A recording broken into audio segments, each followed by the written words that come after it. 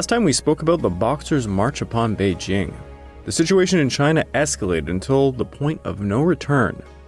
The Boxers began attacking Christians and foreigners, seeing less and less opposition from the Qing government.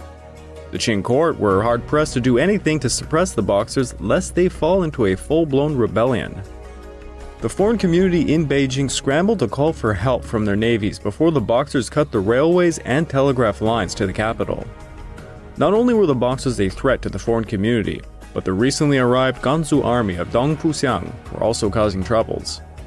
The foreign legations held tight, waiting to see what would occur, and on June the 11th of 1900, the violence escalated.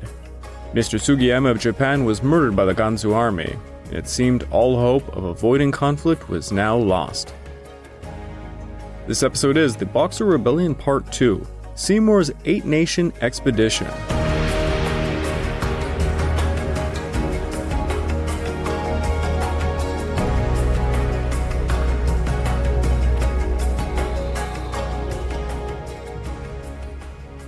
Welcome back to the Fall and Rise of China podcast. I'm your dutiful host, Craig Watson. But before we begin, I just want to remind you all, this podcast is only made possible through the efforts of Kings and Generals over at YouTube. Perhaps you want to learn a bit more about the history of Asia?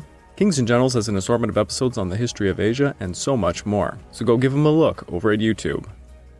So please, subscribe to Kings and Generals over at YouTube and continue to help us produce this content by checking out www.patreon.com/kingsandgenerals. And hey, don't forget about our sister podcast over at the Pacific War Week by Week podcast, written and narrated by me. And if after all that you are still hungry for some more history, why don't you check out my personal channel, the Pacific War channel over at YouTube. Maybe you want to hear more about Shandong province? Why don't you check out my episode on Jiang Songchang, the dog meat general, the monster behind the meme. You can also check out my Patreon account at www.patreon.com/the Pacific War channel for exclusive podcasts. The death of Mr. Sugiyama drove the tension through the roof. 40 French and Italian Marines had detached from the legation's main force to defend the Peitang Cathedral. They were led by 23-year-old Paul Henry and an Italian officer named Olivieri, who was 22. The two went to work directing a defense of the cathedral, as Henry's commanding officer sent a message quickly to recall him back over to the legations, but the message never arrived. A detachment of U.S. Marines were also sent to guard the large Methodist mission half a mile from the American legation. At this point, the mission was housing some 1,500 refugees within its walls. Streams of refugees had flooded in when the panic began, as told to us by Frank Gamewell, running the mission.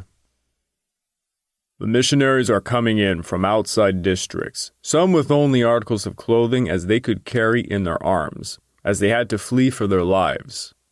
The situation is getting more serious as the Boxers are gathering and getting more bold every hour, as the Chinese soldiers sent out to guard the foreign property are assisting the Boxers to loot the places. On June the 12th, the minister sent another message to the Zhongliya men.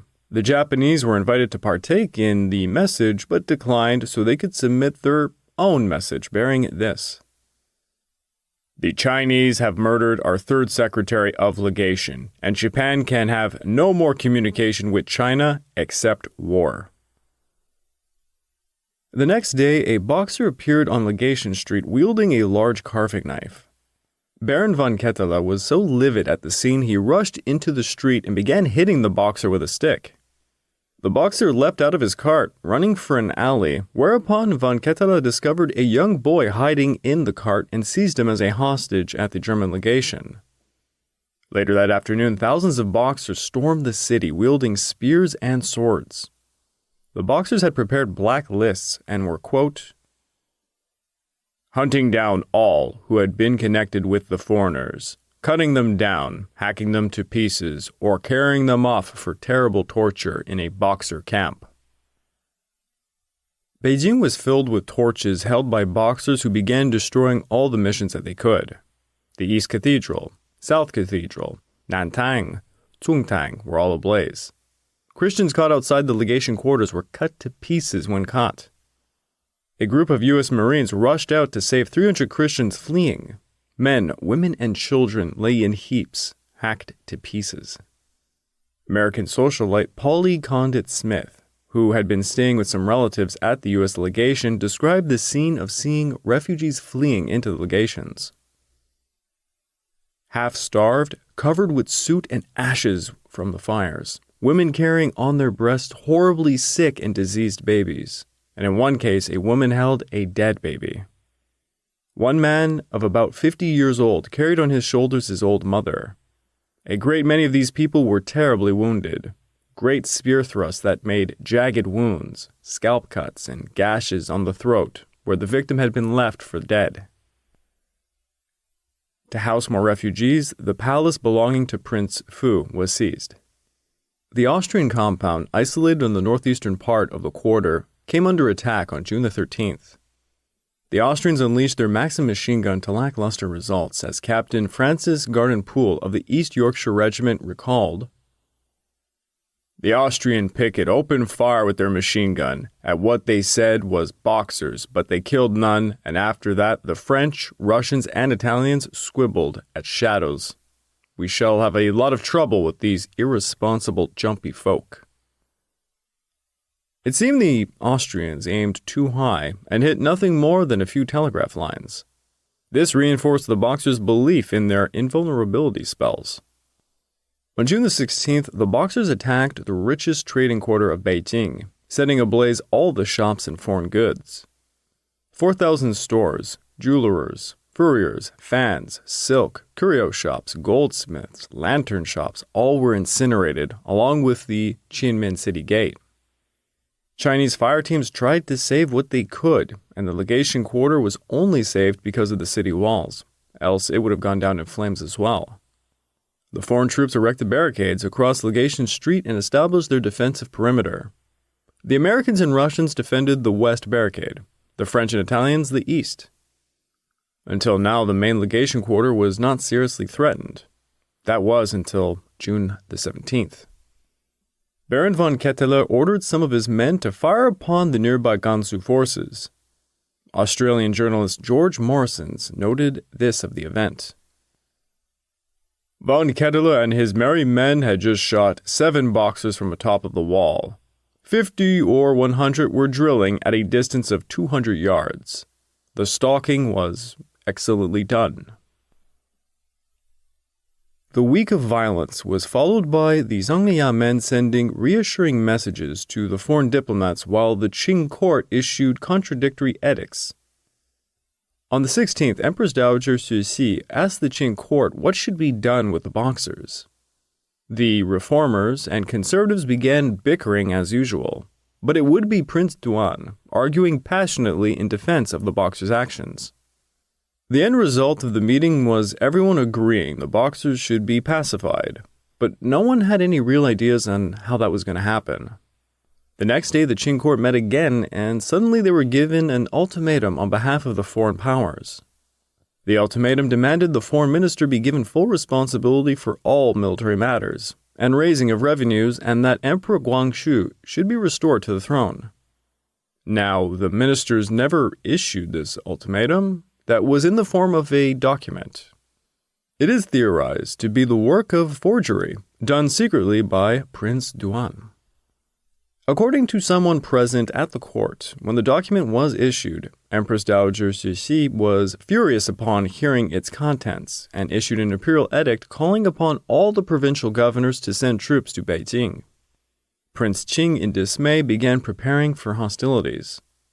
2 days later, Empress Dowager Cixi was informed the foreign powers were demanding the surrender of the Daku forts, which in her mind was tantamount to a declaration of war. The Qing court sent an ultimatum in a neat red envelope to each minister. It was in all polite and precise wording with a very clear deadline. The ultimatum also explained that the Qing government saw the foreign demand to take over the Daku forts as a declaration of war by all said powers. Their passports were now void, and each had 24 hours to depart Beijing. Von Ketteler of Germany was convinced if they attempted to depart Beijing, they would almost certainly be killed. Pichon of France and Conger of America argued there was no alternative but to depart. MacDonald of Britain was undecided on the issue. All the ministers were moving from one legation to another, debating the issue around. George Morrison remarked, "If the ministers vote to leave Peking, the death of every man, woman, and child in this huge, unprotected convoy will be on your heads, and your names will go through history and be known forever as the wickedest, weakest, and most pusillanimous cowards who have ever lived." The ministers told the Zhongliang men they accepted the demand to leave, but argued 24 hours was simply too short a time to make the necessary preparations. They further demanded details on how they were going to travel and be protected. They demanded a meeting with Princes Qing and Prince Duan on the matter set for 9 a.m. the next day. At 9:30 the next day, no meeting was to be found, as all the ministers met at the French legation. They were uncertain as to what they should do next. They felt going as a large body to the Zhongliang men would lose face. Apparently, von Ketele was livid and announced his intent to go to the Zhongliang men and wait there until they met with him. Bichon warned his German counterpart that it was dangerous to do such a thing. Russian Minister Ziger proposed going as a collective under an armed escort. Von Ketele argued it was silly. He had in fact sent a secretary named Heinrich Kords to the Zhongliang men a few days prior, and he returned unscathed. To this, Ziger asked why not send Heinrich again, to which von Ketele agreed. Everything was fine and dandy, until von Ketele joined Heinrich in his sedan chair at the very last minute. Armed with only a cigar and a book, as he expected to be waiting at the Zhongliang men for some time, von Ketele and Heinrich set out. Half an hour later, news came back. Von Ketele was dead, as reported in the Times. Mr. Kords, the German interpreter, desperately wounded, had just been brought through our barricades by some of our students. That he had told that Baron von Ketele had been shot in the street by an officer of the Chinese Imperial Army. That he himself had been fired upon and barely escaped. And having told his tale, exhausted by lack of blood, he sank into unconsciousness. Kords saw a banner soldier, apparently a Manchu, in full uniform with a mandarin's hat, with a button and a blue feather, step forward, present his rifle within a yard of the chair window, level it at the minister's head, and fired. The story hit several European papers and was telegraphed around the world. The death of von Ketele signaled the end to any talks of foreigners leaving the legations. As MacDonald put it, "The Empress Dowager has made up her mind to throw her lot in with the anti-foreign party." The foreign troops began aiding as many Christian Chinese and foreigners they could to get safely into the legations. Missionary women and children came first. Hundreds of Christian converts began moving. They all went past the barricades set up across Legation Street. Many went to the Fu Palace, but the missionary leaders there were in dismay because they knew there was not nearly enough food for everyone. Over in Peitang, 3,000 refugees huddled together, protected by just a dozen French and Italian Marines. The cathedral fort at Peitang had been under attack for a few days now.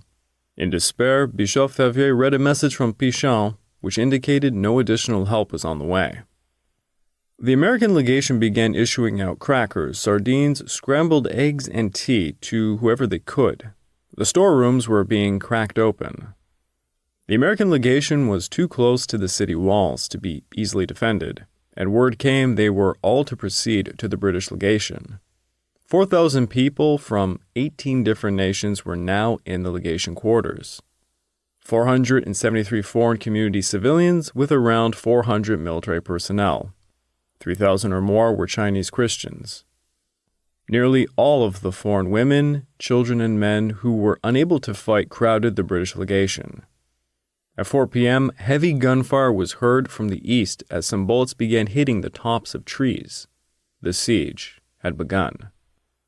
Vice Admiral Seymour had first received word of the legation's plight from MacDonald on May the 28th when he sent a small dispatch of forces to help guard the legations. Then alarming reports came in on the 31st, prompting him to sail up the coast to join the French, German, Austrian, Italian, Russian, American, and Japanese naval forces anchored off around the Daku forts. He invited the commanders of each fleet to his ship for a meeting, and they all agreed to work in concert. If necessary, they would send a combined Allied brigade to Beijing. Seymour became the most senior amongst them because he had a great deal of experience with China, ever since the Second Opium War. He sent a telegram to Britain about the combined actions and dispatched his chief of staff, Captain John Jellicoe, to Tianjin to investigate the situation. On June the 9th, Jellicoe reported word had come from MacDonald. The situation was dire. Communications could be cut at any moment. They needed to land men at once. Seymour wasted no time. At 1 a.m. on June the 10th, he ordered the landing of a British force and personally came over to take a train at Tongku to go over to Tianjin. Seymour told the other nations' commanders his intentions and they followed suit. At 7 a.m., Seymour arrived at Tianjin and he began arranging train carts to fetch the multinational force. Over 2,100 men in all. The British numbered 916, and Seymour was careful to choose some men as interpreters as he knew the European languages would be difficult to juggle. Alongside the British were 455 Germans, 326 Russians, 158 French, 112 Americans, 54 Japanese, 41 Italians, and 26 Austrians.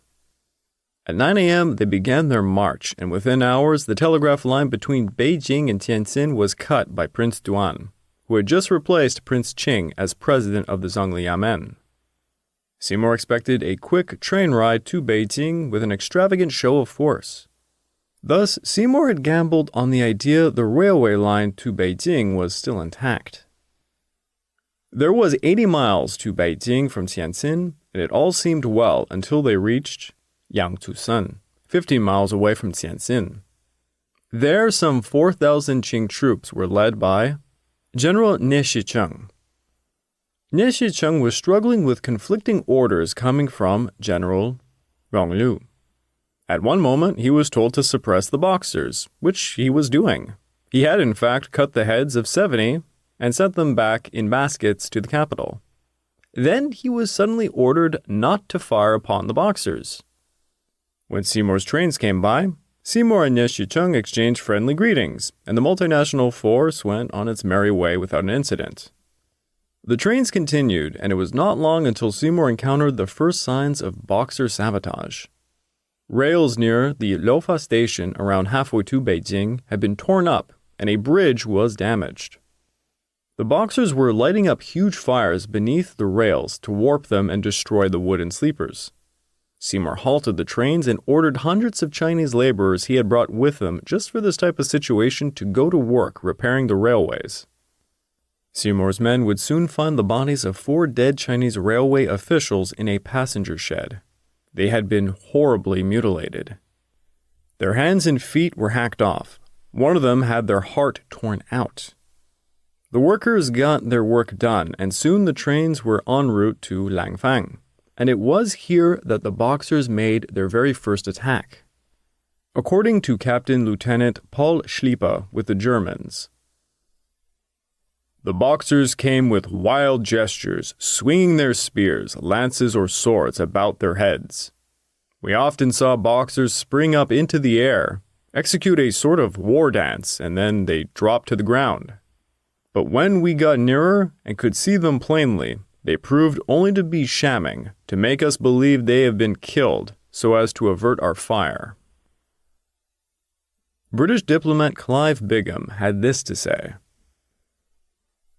"They came on us in a ragged line, advancing at the double. Not more than a couple hundred armed with swords, spears, jingals, and rifles, many of them being quite boys.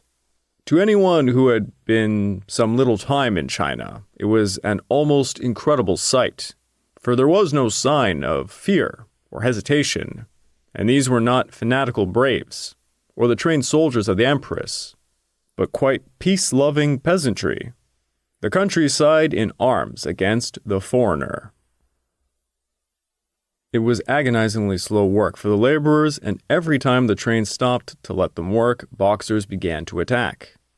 The Boxers destroyed the water tanks at stations. Laborers were forced to water the engines by bucket, an extremely tedious process. The men likewise needed water and were delighted to find a well near Langfang, prompting Seymour to halt the trains to allow the men to drink. On June the 12th, a message arrived from the American legation in Beijing telling them their advance was causing the capital to erupt in further violence. It also warned them that the Qing troops were massing south of the city. This was very bad news. But what was worse was Seymour figuring out the trains would not be able to go past Langfang. Very far, as his reconnaissance was reporting to him, the railway was terribly damaged going forward. They made camp at Langfang for 5 days trying to repair the railway line, and they were attacked multiple times by Boxers. British Lieutenant Fownes Luttrell had this to say of fighting the Boxers. They often stopped a few yards off and went through their gesticulations for rendering themselves immune from bullet wounds. Many were shot while kowtowing towards the trains and remained dead in that position. Bowling them over like so many rabbits, it has to be done. They are doing such a lot of fearful damage to the country. Commander Mori with the IJN began inspecting the dead bodies of Boxers, and he recalled this. They were young and old. Their costumes were various. They had red bands tied around their heads and hanging down behind, as well as a red apron. Their shoes were also tied with red. June the 14th saw the telegram line to Tianjin cut. The supply train at the rear of the convoy had failed to get past the Yangtze station because the Boxers had attacked a bridge between them. General Ni Shicheng's forces at Yangtze did not seem to be doing anything about the situation, simply staying away idly. On the same day, hundreds of Boxers began to show up. 5 Italian soldiers were playing cards when they were surprise attacked by Boxers who hacked them to pieces. Seymour still hoped to make a breakthrough to Beijing, and he sent a courier to MacDonald stating he hoped to enter the city within just a few days. However, by June the 16th, Seymour was sending Schlieper with some German troops back down the track to restore communications with Tianjin. The party got just past Lofa when they ran into extremely damaged tracks. Schlieper sent word back to Seymour that he required laborers and reinforcements. Seymour came over to see things for himself, and he realized the grave situation. We were now isolated, with no transport or means to advance, and cut off from our base behind. Seymour was forced to make the decision to repair the line going back to Tianjin, lest they find themselves completely surrounded. This decision had been criticized heavily ever since. Sir Robert Hart would go on the record to state, "Had Seymour's force left the train and marched straight across the country to the capital, it could have been with us on the 13th or 14th, and so changed all history." From Langfang to Beijing, it was some 30 miles or so, but Clive Bigham, who was physically present with Seymour, had a very different view of the situation. There was no road. We were absolutely without transport, and directly in front of us lay the camps of the Peking Field Force. And in front of the south gate of the Chinese city lay, we knew, most of General Dong Fuxiang's Gansu soldiery. Seymour prepared the men to withdraw. The commander of the German forces, Captain von Oostum, was ordered to hold Langfang and to protect their rear while the laborers worked tirelessly to repair the tracks going back. The trains managed to get to Yangtze, but there a bridge had been so heavily damaged it became impossible. The Yangtze station and its water tanks were destroyed. The situation was very dire. Seymour summoned the commanders of each nation for a war council. They all agreed the trains had to be abandoned. They would simply have to trek the rest. Over at Langfang, von Oostum was suddenly attacked by a 5,000-strong force of Gansu and Boxers. Dong Fuxiang, alongside his comrades, Ma Fulu, Ma Fuxiang, and Ma Haiyan, had secretly departed the Beijing area to attack the Western invading army. General Ma Fuxiang and Ma Fulu personally planned and led the attack, employing a pincer maneuver. On June the 18th, the Gansu forces who had been stationed at the hunting park in southern Beijing had marched and attacked multiple points towards Langfang. The 3,000 Gansu men were armed with modern rifles and had a ton of cavalry units personally led by Ma Fulu, who would go on to cut down Western forces with his sword in hand. The Boxers and Gansu were working together to ambush the Western army. They employed human wave attacks. The Boxers showed no fear of death as they charged at the Western forces engaged in melee combat with swords and spears. Many also tossed firecrackers to give off the effect of guns. The psychological effect was tremendous on the Western soldiers. The Western army would suffer the vast majority of their casualties not from the Boxers, however. It was the Gansu troops. The mounted Gansu with their rifles in hand were quite tenacious, battle-hardened from wars in the northwest of China. Von Ustam's right flank were on the brink of collapse until French and British troops further down the track stormed up to help them. The Western army was forced to make a fighting withdrawal while under attack the entire way. The trains at Langfang were ridden with bullet holes like Swiss cheese. The Germans under von Ustam fought like lions against wave after wave, killing an estimated 400 and wounding 57. Of these, the Gansu lost 200 and the Boxers 200. Despite their losses to gunfire, the Boxers never ceased charging the enemy, unnerving the Westerners greatly at such a sight. The British were armed with .303 Lee Metford rifles, the Americans the M1895 Lee Navies. At point-blank range, these men reported it could take up to 4 bullets to stop a Boxer. Single rifle shots were not nearly enough. There are actually quite a few primary accounts from the battle, which I would like to read. The first comes from Clive Bigham. Early on Sunday morning, 17th June of 1900, a week after we had started, the Daku forts were taken by the Allied forces in order to relieve Tianjin. That city was invested by the Boxers, who began to bombard it the next day. Of this, of course, we were quite ignorant. But the court in Peking must have received instant news of the fact, for on one afternoon of the 18th, Captain von Ustam, the German officer in command of the troops, left Langfang, and he was attacked by the imperial forces belonging to General Dong Fusang's division. Their numbers were estimated at 7,000, and they were well armed, with modern rifles which they used with effect, so that we suffered considerable casualties. The next account comes to us from Seymour. On the 17th, messages were sent back to Lofa and Langfang to recall numbers 2, 3, and 4 trains, it being evident that the advance by rail was impossible, and the isolation and separate destruction of the trains a possibility. Number 3 returned on the afternoon of the 18th of June, and in the evening numbers 2 and 4 from Langfang. Captain von Ustam, His Imperial German Majesty's Navy, the senior officer present with number 2 and 4 trains, reported they had a serious engagement with the enemy, who unexpectedly attacked them at Langfang at about 2:30 p.m.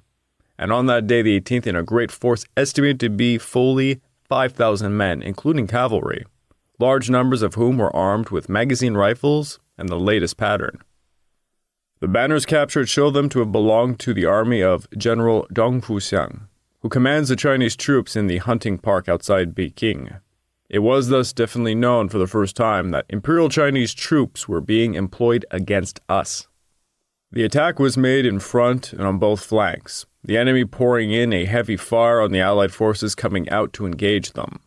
They were driven off with much loss, but when they saw our forces retiring towards the trains, they rallied and made another attack. A halt was then made and the men once more beaten off with a greater loss than before, and then finally retreated. In this action, the Chinese lost over 400 killed, and Allied forces 6 killed and 48 wounded. Seymour concluded from the battle that the Qing government was officially in league with the Boxers. They abandoned their trains, but were able to find 4 Chinese war junks along the river that they quickly commandeered for transporting the wounded and essential equipment. On June the 19th, they marched to Tianjin following the left bank of the Peiho River. A lot of non-essentials had to be abandoned and thus tossed into the river. As Seymour recalled, all of our trophies of war, the large standards, the curious weapons, all the plunder with which our carriages had been hung, all had to be sacrificed. The sailors aboard the war junks could see Boxers pouring in from all sides, descending upon abandoned train carts which they set ablaze. The Western Army had a blaze to their backs as they marched on. To reach Tianjin was some 30 miles, and the men were exhausted from combat and marching with little water. Some men became so desperate they reportedly took their chances drinking from the Peihou River. Going to go ahead and say dysentery came quickly to those poor boys. The Boxers held most of the small villages along the riverbank, prompting the Western Army to deploy guns at each. As Schlieper recalled,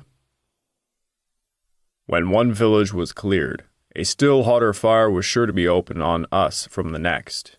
It was a tough bit of work." Many of the men had unsuitable clothing as well.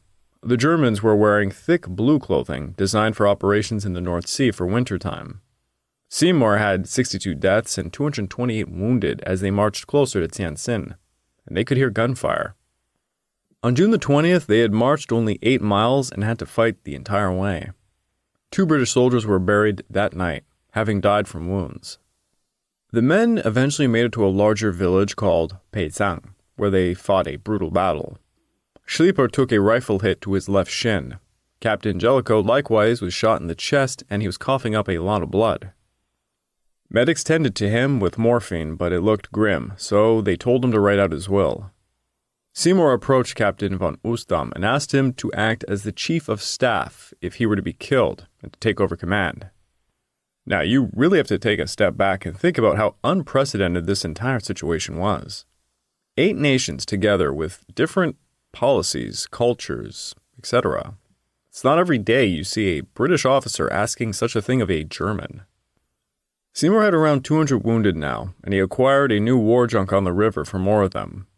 Seymour knew anyone left behind would be most likely massacred.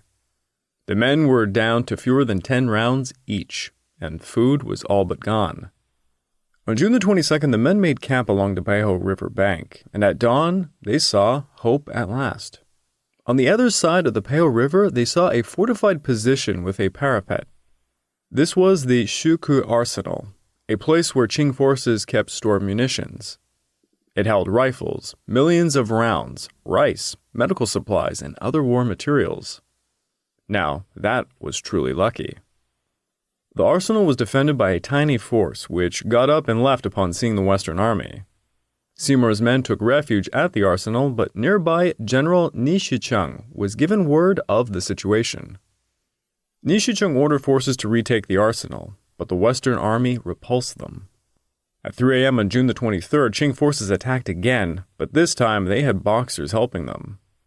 Qing soldiers and Boxers managed to scale some of the walls during the night, causing casualties upon the Western Army.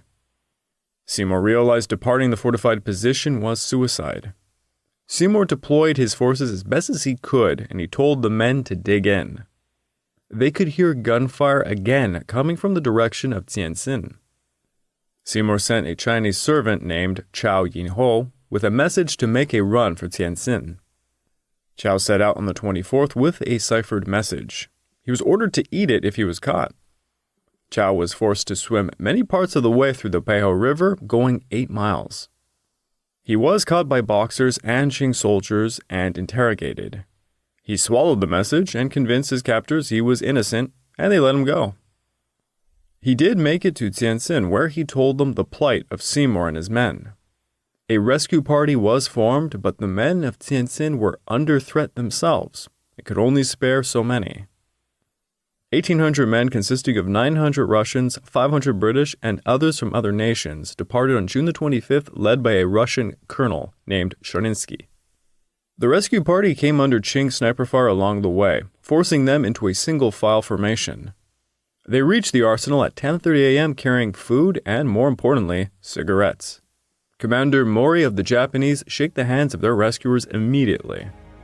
Sharinsky and Seymour got the men together, and they were on their way the next day, spiking the artillery pieces and destroying countless munitions they could not carry. The arsenal was ablaze on the 26th as they made their way back to Tianjin. I would like to take this time to remind all of you that this podcast is only made possible through the efforts of kings and generals over at YouTube. Please go subscribe to Kings and Generals over at YouTube and continue to help us produce this content by checking out www.patreon.com/kingsandgenerals. And hey, don't forget about our sister podcast over at the Pacific War Week by Week podcast, written and narrated by me. And if after all that you are still hungry for some more history, why don't you check out my personal channel, the Pacific War channel, over at YouTube. If you want to watch something on the crazier side, check out my episode debunking the myth of the Ramri Island Massacre, where, allegedly, hundreds of Japanese soldiers were eaten by saltwater crocodiles. But not really. You can also check out my Patreon account at www.patreon.com/thepacificwarchannel, where you can check out some of my exclusive podcasts. I'm currently working on one about the USS Enterprise. Check it out, it means a lot to me. Seymour's Grand Eight-Nation Alliance force set out to rescue the trapped foreign community in the legations at Beijing. However, the Qing forces and the Boxers had joined up, and they turned the tables on Seymour. For it was he who would end up needing to be rescued in the end.